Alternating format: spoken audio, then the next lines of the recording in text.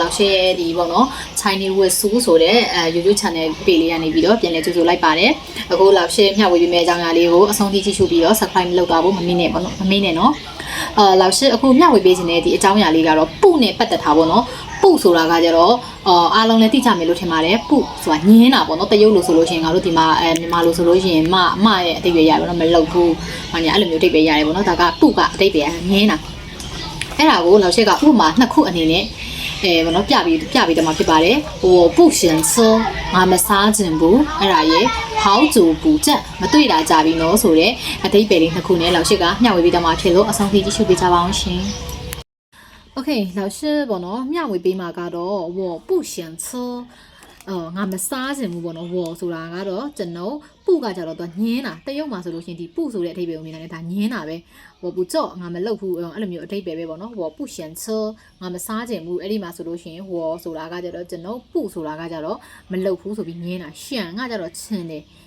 ငါမလုပ်ချင်ဘူးဆိုပြီးအဓိပ္ပာယ်ရတယ်ဝပုရှန်ဆိုငါမလုပ်ဘူးအဲ့လိုမျိုးအဓိပ္ပာယ်ရတယ်ပေါ့နော်ချေကကြတော့စားတာလောက်ရှိသူချေစားတယ်ပေါ့နော်အမြင်နဲ့ပါကိုစားတဲ့တခုခုအတီးစားတာပဲဖြစ်ဖြစ်ထမင်းစားတာပဲဖြစ်စားတယ်ဆိုတော့လောက်ရှိသူကချေနဲ့တုံးနေပေါ့နော်အဲ့ဆိုတော့ဝပုရှန်ချေငါမစားချင်ဘူး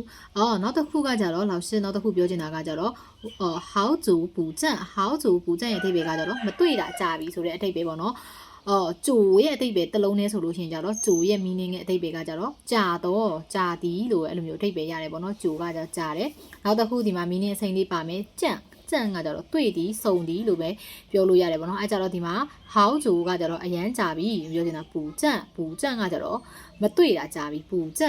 န့်ကကြတော့မတွေ့ဘူးပူကြန့်ကကြတော့မတွေ့ဘူးအဲ့ကြတော့ how to ပူကြန့်အဲ့နှစ်ခုကိုဆက်လိုက်တဲ့အခါမှာဆိုလို့ရှိရင်မတွေ့တာကြာပြီလို့လောက်ရှိတို့ကအတိတ်ပဲရတယ်ပေါ့နော် how to ပူကြန့်မတွေ့တာကြာပြီဆိုပြီးတော့အတိတ်ပဲရတယ်အဲ့ဒီမှာအားလုံးပဲတတိထားမိကြလားမသိဘူးပေါ့နော်တခုဒီပထမဆုံးလောက်ရှိပြောသွားတဲ့ဒီဝါကြလေးကကြတော့我不嫌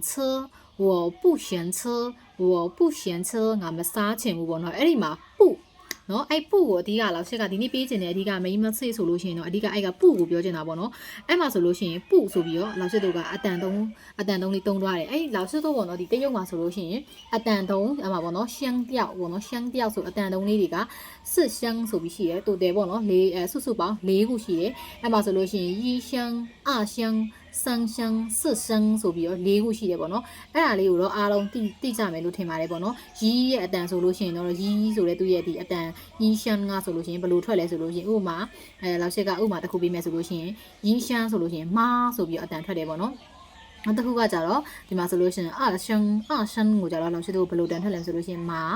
အဲ့လိုမျိုးပဲအတန်လေးပြက်ကလေးပေါ့နော်သူမာလို့ပဲအတန်ထွက်တယ်နောက်တစ်ခုဆန်းရှမ်းမှာကြတော့ရှင်သူကဒီလိုမျိုးဒီအတွန့်လေးနဲ့ပေါ့နော်အဲ့ဒါလေးတိကျမယ်ထင်တယ်အဲ့ဒါကိုကြတော့မာဆိုပြီးတော့အတန်ထွက်တယ်မာဆိုပြီးတော့အဲ့လိုမျိုးဆွဲသွားတာပေါ့နော်အဲ့လိုမျိုးအတန်လေးနောက်ဆုံးတစ်ခုစစ်ရှမ်းမှာဆိုလို့ရှင်ကြတော့အဲ့စစ်ရှမ်းကိုဘယ်လိုအတန်ထွက်လဲဆိုလို့ရှင်မဆိုပြီးတော့လောက်ရှိသူကအတန်ထွက်တယ်ပေါ့နော်မဆိုပြီးတန်ထွက်တယ်အဲ့မှာလောက်ရှိပြောမယ်ဆိုလို့ရှိရင်မ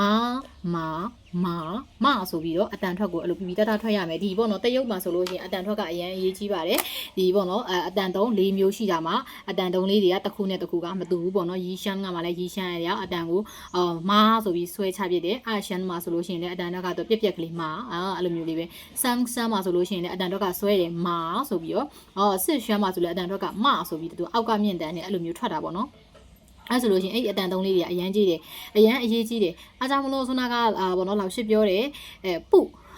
ုပုရှန်ချေအဲ့ဒီမှာဆိုလို့ရှိရင်ဒီကပုသုံးသွားတဲ့ပုရဲ့အဓိပ္ပာယ်ကဘာလဲဆိုလို့ရှိရင်မလုတ်ဘူးညင်းတယ်အဲ့ဒီမှာပုရဲ့ဒီမူလအတန်ထွက်ကသူ့ရဲ့တိစစ်ရှမ်းဆိုတဲ့နံပါတ်၄အတန်ကိုသူကအတန်ထွက်သွားတာပဲဖြစ်ပါတယ်ပေါ့နော်ဒီပုကသူ့ရဲ့မူလအတန်ရင်းကတိစစ်ရှမ်းမှာဆိုလို့ရှိရင်ပုဆိုပြီးတော့အတန်ထွက်တဲ့အောက်ကမြင့်တန်လေးနဲ့ထွက်တာပဲဒါကသူ့ရဲ့ပုရဲ့မူလအတန်ပေါ့နော်အဲ့ဒီမှာဟုတ်ပြီဘာကွာလဲလို့မေးလို့ရှင်ကွာတဲ့ချက်ကိုနောက်ရှစ်အဓိကပြောပြမယ်ပေါ့နော်နောက်တစ်ခုကကြတော့ how to ပူကြန့်မတွေ့ရကြပြီအဲ့ဒီမှာလောက်ရှစ်ကအဲ့ပေါ်ပူကိုဘယ်လိုမျိုးလောက်ရှစ်ကထွက်လိုက်လဲဆိုလို့ရှင်ပူကြန့်ဟဲ့လားပူကြန့်အဲ့ဒီမှာဆိုလို့ရှင်လောက်ရှစ်ရဲ့အတန်က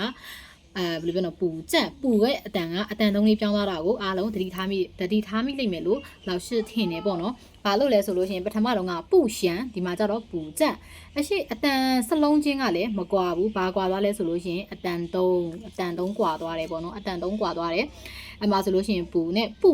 ဘာလို့ပူနဲ့အဲ့လိုကွာသွားတာလဲလို့လောက်ရှိကိုအားလုံးကမေးကြလိုက်မယ်ဘာလို့လဲဆိုလို့ရှိရင်လောက်ရှိတို့ဆက်ပြီးဒီတရုတ်စာလေ့လာကစားမှာဆိုလို့ရှိရင်လေဟောသူ့ရဲ့ပူရဲ့အတန်ကပူလားဒါမှမဟုတ်လို့ရှိရင်ပူလားအဲ့လိုမျိုးပေါ့နော်အရန်အလွဲခဲ့ကြတယ်ပေါ့နော်အခုလဲလောက်ရှိကိုတိုင်းအမြဲတမ်းအခောက်လေ့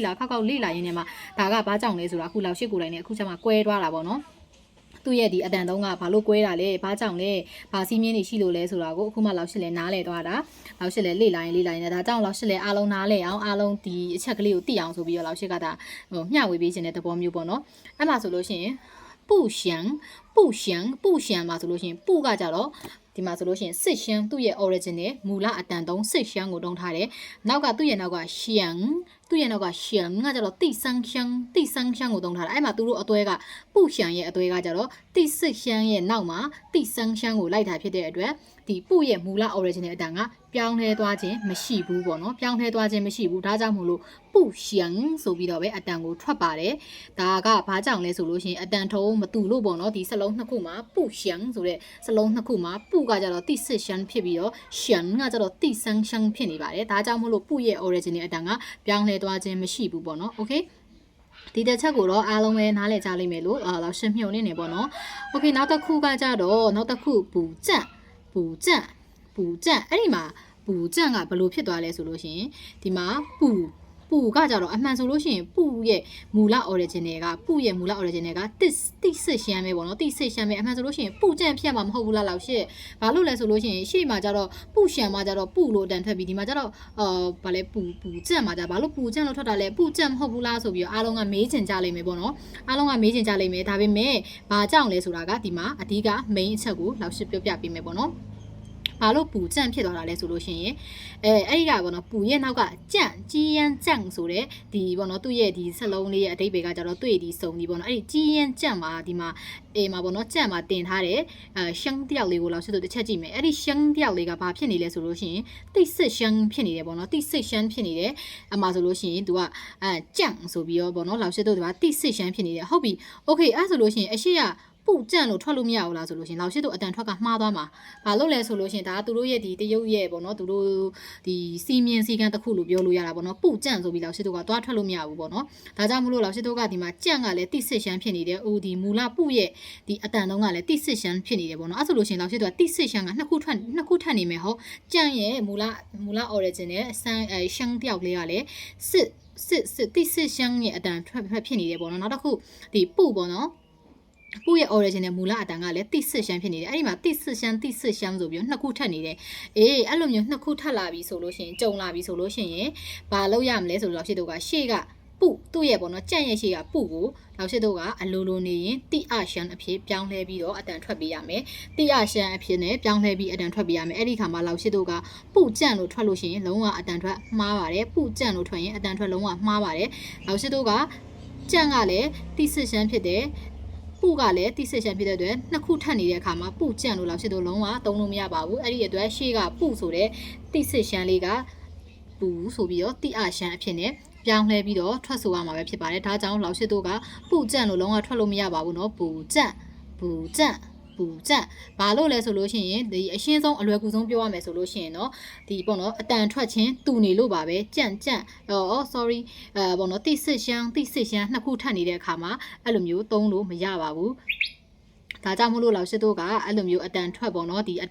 အတန်သုံးတူပြီဆိုတာနဲ့အရှိရအတန်တုံးလေးကအလိုလိုနေရင်ဒီတိအရှမ်းအဖြစ်နဲ့ပြောင်းလဲသွားရပါတယ်ဒါကြောင့်မလို့လောက်ရှိတို့ကအခုနောက်ပိုင်းဒီပေါ့နော်အတန်ထွက်မှာဆိုလို့ရှိရင်ပူကြန့်ဆိုပြီးပဲအမြဲတမ်းပြောင်းလဲရမှာပဲဖြစ်ပါတယ်ဒါကြောင့်မလို့အားလုံးပဲနားလည်ကြလိမ့်မယ်လို့ထင်တယ်ပေါ့နော်ဒီမှာပူရှင်နဲ့ပူကြန့်တွေကဘာကွာလဲဆိုတဲ့အခါမှာဘာကွာလဲဆိုတဲ့အခါမှာကွာတာကတော့ဘာမှမကွာဘူးလို့လားထင်ရပေမဲ့တကယ်တမ်းတိတိကျကျနည်းနည်းစဉ်းစားကြည့်မယ်ဆိုလို့ရှိရင်အတန်တုံးကတကယ်ကိုပဲကွာပါတယ်ပေါ့နော်ဒီမှာဆိုလို့ရှိရင်စွမ်းလောက်ရှိတစ်ခေါက်ပြန်ပြောမယ်ပေါ့နော်ပူရှမ်းဆိုလို့ရှိရင်ရှမ်းကကျတော့တိဆန်းရှမ်းဖြစ်တဲ့အတွက်လောက်ရှိတို့ကဘယ်လိုပြောမလို့ဒီမူလ ပူရဲ့မူလ origin အတန်လေးကမပြောင်းမနဲ့ပူရှန်ဆိုပြီးတော့ရဲရဲဝင်းဝင်းနဲ့မှန်မှန်ကန်ကန်နဲ့အတန်ထွက်လေးကိုထွက်ဆိုလို့ရပါတယ်ပူကြက်မှာကြတော့နှစ်ခုစလုံးကတိစစ်ရှမ်းနေရှမ်းတယောက်တွေကတူနေတဲ့အတွက်အရှိကပူကအလိုလိုနေရင်ပူဆိုပြီးတော့တိအာရှန်ဖြစ်နေပြောင်းလဲထွက်ဆိုရပါတယ်ဒါကြောင့်မို့လို့ပူကြက်ပူရှန်ပူကြ